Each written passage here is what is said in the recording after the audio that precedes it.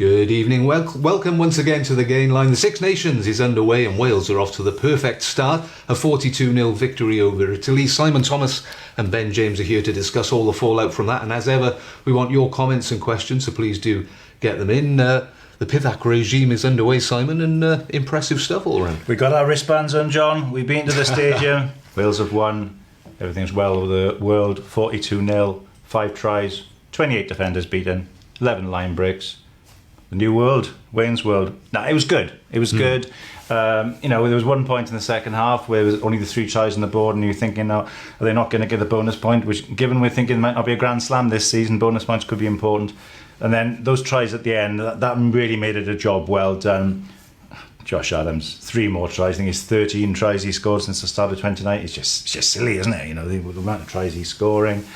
And a great debut performance from Nick Tompkins. Lots to talk about, but the big thing is Wayne Pivac's first game in charge of Wales in the Six Nations, bonus point to win, nil, the opposition's nil. That doesn't happen very often in Test rugby. No. And people are going to go home happy. Yeah, absolutely. And particularly in that first half, and there was a lovely variety, wasn't there, to the attack? Yeah, I think we saw a lot of signs of what Wales are going to do attacking-wise. Obviously, Johnny McNicholl started, and we saw him popping up at first receiver, second receiver. Nick Tompkins came on for a little cameo in the first half. Obviously, came on in the second half, and he showed some lovely touches, put Josh Adams away with a great pass, which gave Halfpenny a bit of space out wide. And we just saw a few things, I think very early on, Alan Wynne-Jones was hanging on the touchline for a cross kick, which you don't always see, but, and you had Faletau and Tipuric working together in tandem for a little bit. Just a few things. We even saw a loop move in the second half with Biggar and Hadley Parks, which don't see much of that. Don't see a lot of that. So yeah, just nice early signs. The variety was the key to me, and it was interesting. The very start of the game, the first passage of play, Wales went through about 14 phases, and it was like kind of some summary of things in terms of the variety. You were seeing short passes, long passes, forwards coming out of close to rucks, backs hitting wider channels, posing different kind of questions, all ball in hand. And it's been so much talk in there about under Pivac and Stephen Jones evolving the attack, and Pivac himself had said, people are anticipating, us to play an expansive wide game. And there was width. The first 2 tries were scored right on the left touchline. But it was more than just go wide.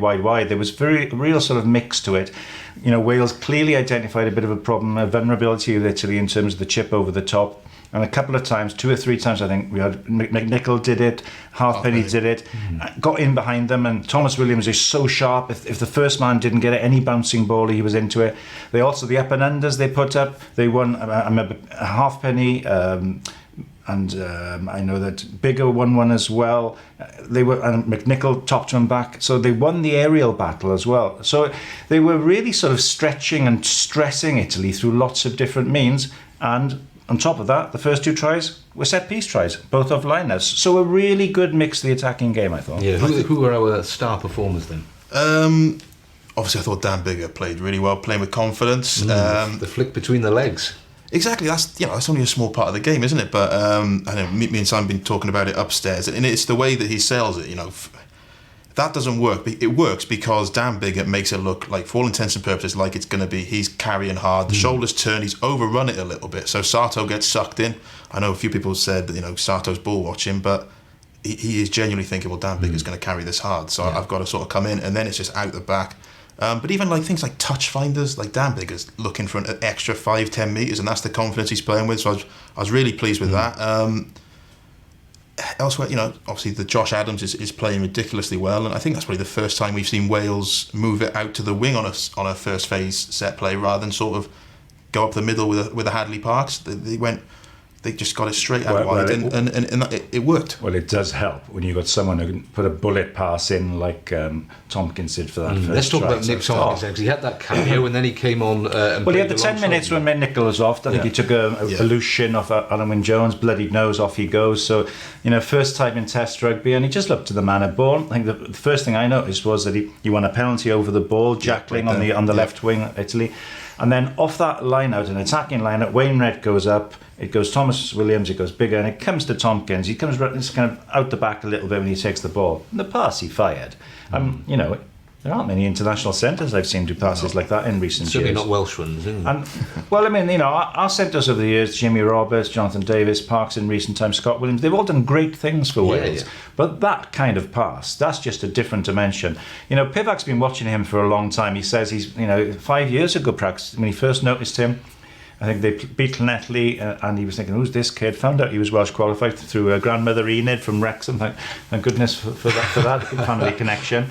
And he's watched him all this time, and now he's taken on the Wales job. He's finally got his man. And I think the thing we were talking earlier, John, he looks like a proper rugby player, doesn't he? Not just that, but the way he took his try and then set up the one that was ruled out. The one he took, I mean, we hear from Saracens, you know, what his stats, that he's a really prolific predator, a real try scorer. And you saw that with that opportunity. He picked a nice line off the ruck, dive pass from Dan Biggar, put him into a hole, and then it was one-on-one. Still lots to do against Minozzi, decent player, but he just left him clutching thin air. He backed his footwork, superb step away to the line. You could see how much it meant to him playing international rugby. And then actually the try that was disallowed in some ways, I thought, showed you as much as you need to know about Tompkins, where he took the ball in two hands, which you tell every kid from 7 years old, take the ball in two hands, draw the man, puts North in simple things, but he just knows what he's doing. Yeah. I think with Tompkins, obviously, there are some players who need to sort of grow onto the test stage, and there are some players like Josh Adams who just have those sort of core basic skills that show that they're sort of to the manner born. I think Tompkins is one of them. So that's why I sort of wanted him to start today, because I thought, well, he's played for Saracens in European rugby. Looking at his game, I thought, well, he's just got all the core sort of abilities to sort of step up, and he showed that when he came on. He didn't start though, of course. George North started outside centre. How did that go? Because I've heard different opinions over the last half an hour or so on how George North played. I don't think you could pick out anything in particular when he was playing in the centre that went horrendously wrong. I mean, he obviously I think there was one slightly early defensive thing where I think he flew up slightly on one occasion. Bellini, he got caught out with an inside ball, and Bellini sort of tore the defence to shreds. Given, you know, but after that, I thought he was relatively solid. Well, given how important that 13 role is, and you know how relatively limited his experience is, he did okay. Obviously, it changed around a little bit because you had Tompkins coming on at one point into the centre. He then North moved onto the wing. Then Hadley Parks went off, so he had a new partner with Tompkins. I mean, he showed good strength. He still can score tries, George. He ran one in, it was disallowed. Really good strength to score the one he did make. But if you're asking me who I'd rather see play in the centre in Ireland, I'll have to watch him that today. I want to see more of Tompkins. Yeah, indeed. And who would be on the wing then? Wow. Sorry, how did McNichol do? Another debutant. He looked good in patches. Missed a few tackles, though. We were looking at some of the stats. Missed a few. I thought he offered an awful lot going forward, though. I love that kind of arcing run he does. He pops up in different places, and it's very difficult when someone comes with that speed. In what seems like a confined space, and all of a sudden he finds little loops, little holes. I like the look of him. One chip over the top, he won. He's another. Hey, listen, they've got a tough decision to make now, because you've got a guy in George North who's equal now second most try scorer for Wales, and he's 40, and you've got Adams who scored tries every time he turns up, and then you've got McNichol who's offering a lot. Tompkins who comes in. What do you do, Ben? For me, you do what I thought they were going to do. He loves Johnny McNichol. He's his biggest fan. There's only one. I genuinely am, and I've sent the Telegraph's Ben Coles my subscription for the Nick Tompkins fan club now, so that's in the post. But we've talked about how he came in at first receiver, second receiver, and he was allowing us to get wide in a different variety of ways. He makes things happen, doesn't he? He does make things happen. I know we talked about missed tackles, and he made a few, but part of me wonders whether that's obviously when Jonathan Davis is in the centre. Jonathan Davis basically covers about a 20-yard radius in that 13 channel. I think today, maybe knowing that George North was there and knowing his limitations as a defender of the 13 channel, maybe they tighten things up, and that sort of say, well, Italy have got to get round us, and then McNichol misses a few tackles on the edge, but it allows you time to sort of drift around, because any time McNichol missed a tackle, George North was usually coming round the corner to sort of clear up, and I think maybe that was a nice little way to deal with it. Let's be honest, watching the Scarlets, if McNichol does have a weakness, occasionally he's been found out defensively, occasionally, but he just offers a huge amount. And the other one you've got as well is Liam Williams. We saw him in the stand on the shot there, and I mean, we were told all along that the second game out in Dublin against Ireland, he'd be back for that. Well, if he does, because again, Halfpenny had a very solid game, so what do you do? It's a great position to be in. It is a fantastic position to be in, absolutely. Let's get a couple of comments then, because there's plenty coming in, as you'd imagine. Lots of people very, very excited. Kerry here, though, does say, look, it was a very poor Italian side. Let's not get carried away. Ireland will be totally different. How bad were Italy? They were Italian. They've lost. Yeah. That's their 23rd 20. defeat in a row. And I don't mean that in a condescending way. It's just that that's what they do. They lose international rugby matches in the Six Nations. Yeah, 23 defeats on the trot is... It's funny, you turned to me and you said, I actually quite like the way the I like the way Italians they played with play. the offloading It's just- game. it's It's just just... I mean, it was- they stressed Wales a couple it of was times sort of through inept line at breaks, Yeah. But they're just in a very long losing habit, aren't they? Yeah, of course. One here from Lauren who says Thomas Williams improving every game, looking really good. Wow. Rhys Webb certainly didn't upstage him. He certainly didn't. Thomas Williams was superb. Webb, you thought Webb looked sluggish, didn't you? When He came looks sluggish. I don't know how much this is to do with Wales weren't getting clean ball at the ruck, because it did get a bit messy, and I know part of me thinks that Webb was trying to sort of milk a few penalties at times, sort of trying to get a nudge from a forward, but he just didn't. Delivery wasn't clean at the bottom of the ruck. But Thomas Williams for me has nailed down that jersey for the rest of the tournament. There's another jersey he's nailed down for me, and that's the Lions Test jersey in 2021. I just think. Bold. Honestly, I mean, I've watched quite a lot of him this season since he's come back from the Blues, and it was an interesting one of the World Cup because he was kind of playing second fiddle, but every time he came on in Japan, he made a massive impact. Cameo here, there, left, right, and centre. Now he's been given the chance. He started against the Barbars. He started this one. And he is just into everything. He's got the charge everything. down, the ball handling skills, plucking the ball out of the air, the sniping round the side, the darting. He's vocal as well with the forward. You can see that today. There was a chip through, and you just feel like every time the ball comes around, something can happen. I think Gareth Davies is a great player. Yeah. He's done great things for Wales defensively and with his attacking. And I think if he's fit, he would come back in now, wouldn't he? Ahead of Webb, realistically. But Reece hasn't played much, has he? No, he's always going to be tough for him. But you talk about plucking the ball one hand out of the air. I mean, I've just tweeted out a gif of it and my phone's going crazy because people just love that. And he literally, he stood still with the ball in the hand, and the rest of the stadium it was just sort of that moment where everyone in the stadium sort of just sat there sort of still like, how can a player have that much time and space at test level to stand there with the ball in one hand? I tell you what, watching that and watching what Biggar does, it was like almost watching the Fijians at times. Wassili Sariri would have been pleased with some of that stuff.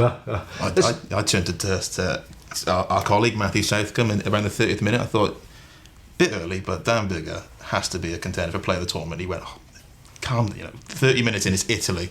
2 minutes later, he puts the ball through his leg. So, on the record, when he does pick up the award. Calm down. Let's bring you down to earth then with a couple of negatives. Quite a few people bringing up the scrum. What happened with the scrum? People are saying there was a couple of dodgy line-outs. We talked about 25 missed tackles as well. Yeah. What are the so let's negatives? go through it one by one. Then let's start with the scrum. I mean, going into the World Cup, it was our major concern. In those warm-up matches, there were 2 or 3 of them probably we lost as a result of the scrum. Wyn Jones then came into the World Cup at Lucerne, which was a bit of a surprise the way things turned out, but he did bring some solidity there. But again today there were a few issues with the scrum. I counted 3 penalties that went against Wales in the set scrum. I think Wyn Jones got pinged a couple of times. It's an area, it's an issue. Obviously Thomas Francis is out for the whole championship now. It's something for Jonathan Humphreys to work on, isn't it? And it's not an overnight thing. It's not been perfect for a little while. As for the line-outs, I thought that was a mixed bag. What I liked there was the use of Wainwright. He's such an effective target in the line-out. First 2 tries both came off Wainwright line-out wins, and having him in that back row, we talked about the loss of Navidi, but Wainwright does offer so much. He was also top of the tackling counts, by the way, 17 tackles. Really good in the line out. There was a bit of variety there. Ball was used, Alan Jones, Felix was used. Just a couple of blips. There was one overthrow from Ken Owens in the first half and one quite off straight. But the line out generally pretty positive, as it has been for the last year. Tackling, we all Ben has a theory about tackle stats. I don't. It's not so much a theory. I just think they're nonsense. They're nonsense. Unless they back up his argument. No, what I'm saying is right. Everyone sort of just lists tackle stats as, so and so missed. We missed 25 tackles today. So they see that as, that's 25 bad things that happen in the game. My point is, you've got to add the wider context of a tackle stat. So, for me, you look at how Wales defend, say someone like Gareth Davies comes out the line in that spot blitz. Well, if he misses the tackle, Wales cover behind. There's no loss of, but if he misses a tackle but affects it, like they rush a pass or it forces a knock on, that's a positive missed tackle. While, the example that always comes to my head is the Scarlets lost to Leinster under Pivac in the Champions Cup semi-final. Got hammered, absolutely hammered, conceded 5 tries. They only missed 10 tackles. So it's we only missed 10 tackles. But every tackle's behind the gain line. So I don't have the sort of the benefit of knowing quite where all these 25 tackles happened today. You have the benefit of the final score, I suppose, and Exactly. there's a big fat zero there. But then again, Italy were inept, so you can get through the first tackle and then mess up on the sort of the clean break. We could do two ways. I mean, for all the talk about stepping into Gatlin's shoes, stepping into Sean Edwards' shoes was a big job. That's something that Byron Hayward has taken on with the support of Sam Warburton as the breakdown expert. Now they will themselves be looking at it, and of those 25, if that's the final start, there'll be ones they will say, well, we understand why that was made, it was a structural thing, whereas that one, that's a one-on-one, you should have made that tackle. And then they will look at that and they give the detail. But you could see the influence of Warburton there already. Massively. I thought, it was interesting for me defensively at the breakdown. They were only, putting one or two bodies into each. It was basically a tackler and one person going in, and it was the classic Warburton thing of wait your moment to pounce. And there were a couple of them, as he said, when Tompkins came on, he was straight over the left wing. Lovely. That was a textbook win, and there was one which Tipperick did before that as well. So I think you'll see that they will bring that Warburton expertise on knowing when to strike. But they, of course, the interesting thing, when you do just put a couple of men in, every other opposition team, look, Wales are only putting a couple of well, how do we counteract that? Do we look to counteract? So listen, it's early days. It's early, but as you said, for all the stats, 25 tackles and all the line breaks, there's one stat that counts more than anything, and that's nil, a big fat zero. And you don't nil teams very often in Test rugby.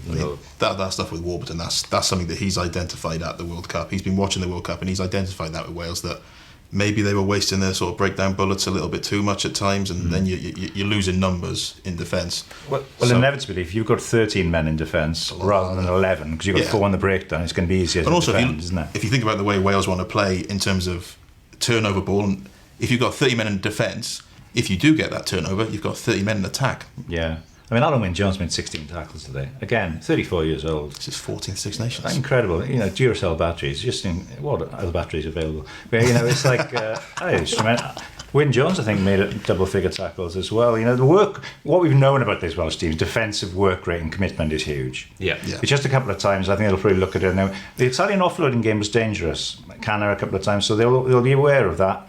But it'll be a different kind of defensive. That hurt us in the World Cup, didn't it? It'll be a different kind of defensive thing against Ireland, where when they get the ball, when you play against them when they're on a move, you wish you brought your own ball.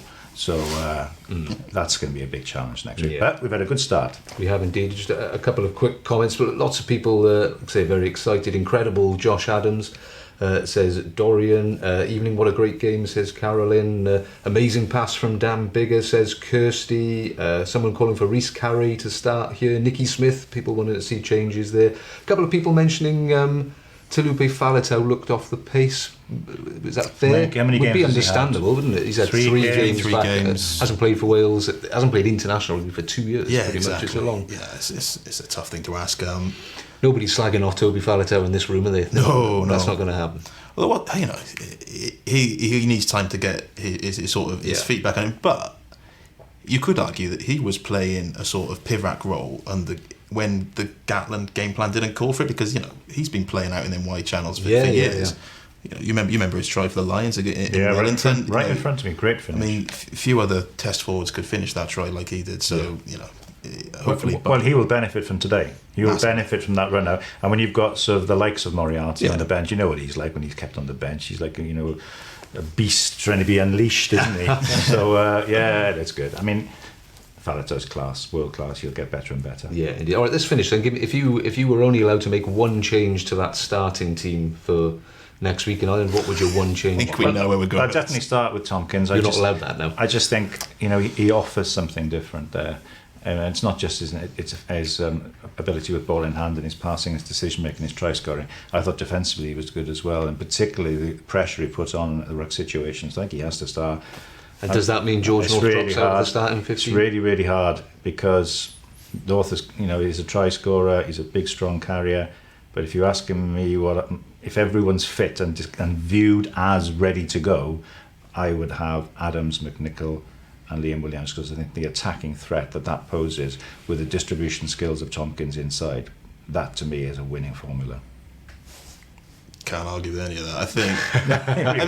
I could, but I won't. Would you agree? Bring Liam straight in then, because I mean that's a bit of a. I wouldn't. That's a bit of a wild card throw. I know, but I think Halfpenny's playing well enough that you actually don't. So would you leave Liam on the bench? I don't know what they'll do. I really don't know what they'll do there. depends what they do with fly half there on the bench, doesn't it? Because obviously, if Tompkins starts with McNichol on the bench, you haven't got centre cover on the bench. I did notice in his post-match interview, Pivac praised the scramble defence, and there's nobody better when it comes to scramble defence than Halfpenny. If there's something gone wrong in front of him, he resolves it behind, you know. If we are slightly concerned about McNichol's defence, but we think the positives outweigh the negatives, well, who better to sort of sweep up those defensive sort of miscues than Lee Halfpenny? Basically, what you've got there is you've got 6 players to get into 4 positions, roughly, something like that. So that's what the coach paid for, isn't it? Long and short, I think Pivac has there's a balance that he likes in his back threes, where one of them is an out-and-out finisher, the other wing is a sort of link man ball player, and then the fullback sort of varies. That's why when they won the Pro 12, Liam Williams was moved to the wing to sort of cater McNichol a fullback, and then Steph Evans was the ball player. Liam Williams was the sort of the finisher. So arguably, it's if George North wants to get a place, he's either got to be a ball player like McNichol, or he's got to be a better finisher than Josh Adams, which you can do. I'll turn question asker. What would you give Wales out of 10 today? You two, not you as well. 8. 8 as well. That sounds like I'm copying. It does. You're copying. You're not coming on next time. I'd say 7.5 because of the scrum. Okay, fair enough. We'll leave it there with our marks out of 10. Thank you for joining us as always. Thank you for all your comments and questions. All the reaction to the big game over on Wales Online right now, and we'll be back again on Monday. We'll see you then.